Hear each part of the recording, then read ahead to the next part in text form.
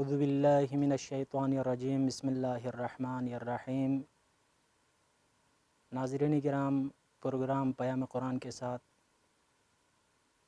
میں ہوں محمد نذیر صادقی۔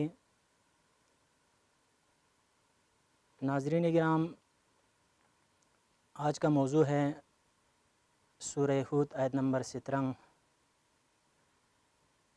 اس آیہ کریمہ کی ترجمہ اور تفسیر کرنے سے پہلے ہم تلاوت کرتے ہیں۔ اعوذ باللہ من الشیطان الرجیم،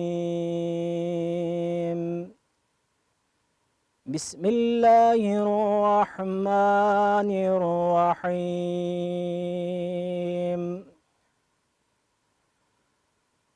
أَفَمَنْ كَانَ عَلَى بَيِّنَةٍ مِّن رَّبِّهِ وَيَتْلُوهُ شَاهِدٌ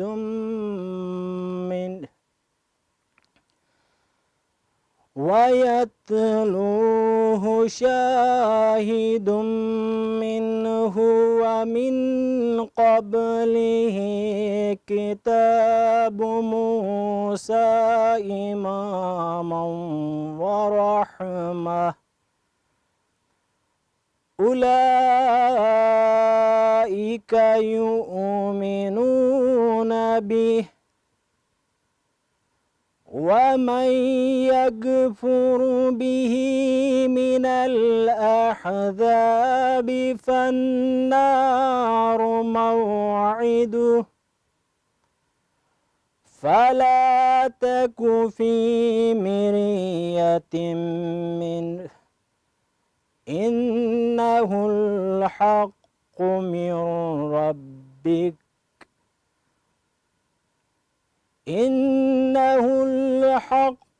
مِنْ رَبِّكَ وَلَكِنَّ أَكْثَرَ النَّاسِ لَا يُؤْمِنُونَ۔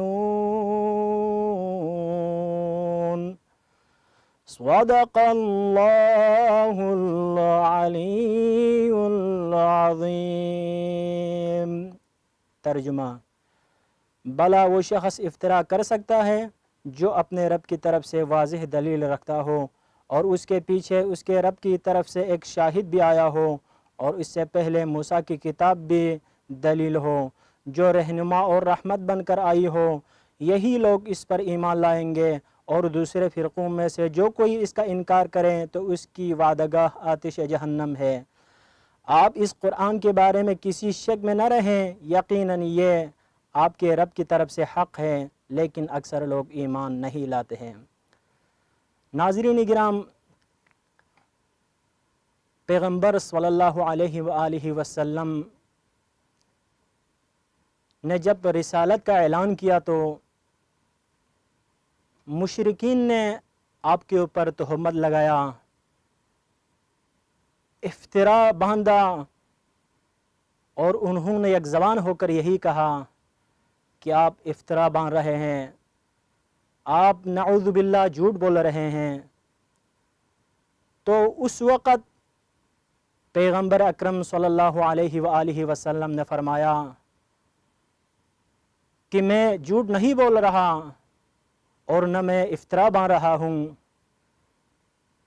بلکہ میں نے اپنی سچائی کے لیے بطور گواہ، بطور دلیل قرآن مجید کو ساتھ لے کر آیا ہے، اور یہ وہ کتاب ہے جس میں ہر خشک و تر کا ذکر موجود ہے۔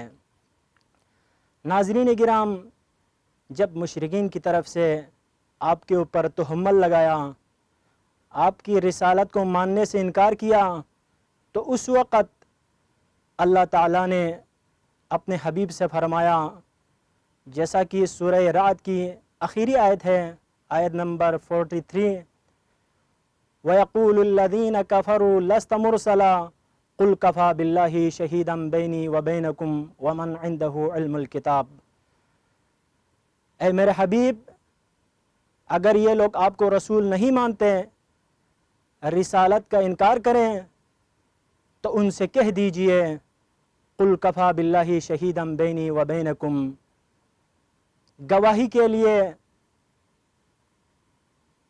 ہمارے اور تمہارے درمیان فیصلہ کرنے کے لیے، گواہی دینے کے لیے اللہ تعالیٰ کی ذات کافی ہے، اور وہ جس کے پاس کتاب کا علم ہو وہ گواہی کے لیے کافی ہے۔ ناظرین گرام، رسول کی حقانیت پر، رسالت کی حقانیت پر سب سے بہترین دلیل ہے وہ قرآن مجید ہے۔ قرآن مجید ایک معجزہ ہے رسول کی رسالت پر۔ اس کے علاوہ فرمایا ومن عندہ علم الکتاب، وہ شخص گواہ ہے جس کے پاس علم کتاب موجود ہو۔ ناظرین گرام، تمام شیعہ مفسرین اس بات پر متفق ہیں ومن عندہ علم الکتاب سے مراد مولا علی علیہ السلام اور ائمہ اہل بیت علیہم السلام ہے۔ ناظرین گرام،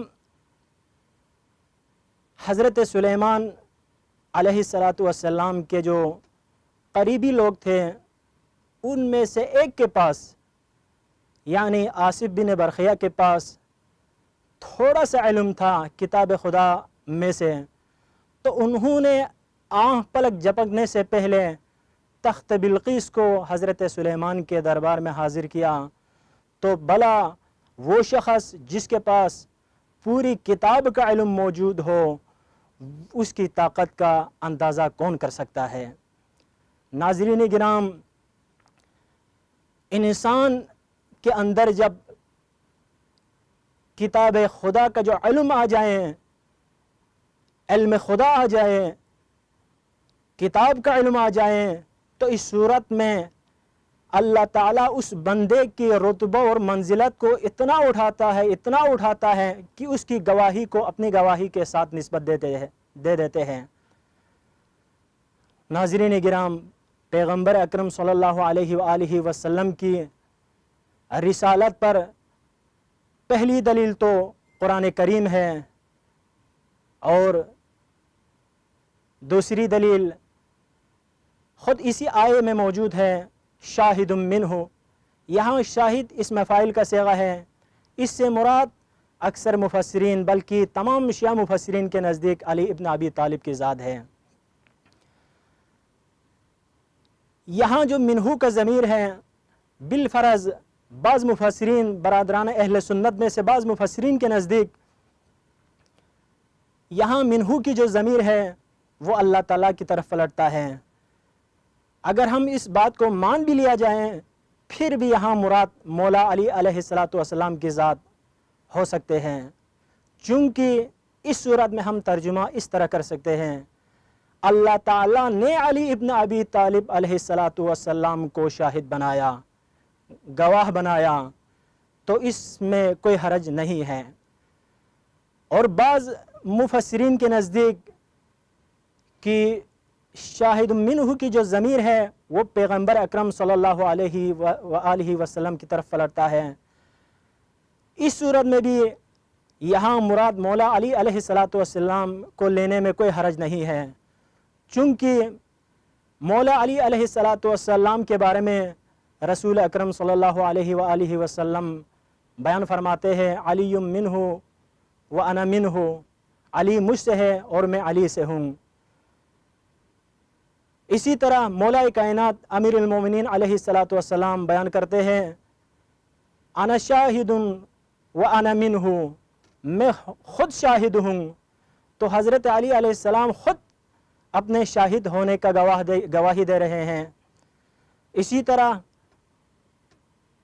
سورہ مباہلہ میں ہم سب اس بات سے بخوبی آگاہ ہیں کہ اللہ تعالیٰ بیان فرما رہا ہے، فمن حاجک فیہ من بعد ما جاءک من العلم فقل تعالوا ندعو ابناءنا وابناءکم ونساءنا ونساءکم وانفسنا وانفسکم۔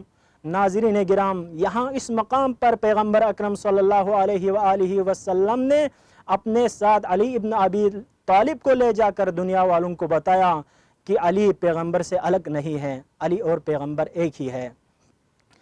تو ناظرین گرام، پیغمبر کی رسالت پر دوسری جو دلیل ہے وہ علی ابن ابی طالب علیہ السلام ہے۔ اور تیسری دلیل किताब मूसा है। यानी आसमानी किताबें एक दूसरे के लिए तस्दीक हुआ करती है, एक दूसरे के लिए तस्दीक है, एक दूसरे की गवाही देती है। नाज़रीन किराम, बस आज के इस मुख्तसर गुफ्तगू से यही मालूम हुआ कि रसूल हक़ है, रसूल की रिसालत हक़ पर मबनी है, और इस पर बेहतरीन दलील अल्लाह ताला की किताब है, यानी कुरान मजीद। इसके साथ साथ अली इब्न अबी तालिब अलैहिस्सलातु वस्सलाम की गवाही भी है, और आसमानी किताबें भी इस बात की तस्दीक करती है। वस्सलामु अलैकुम व रहमतुल्लाहि व बरकातुहू।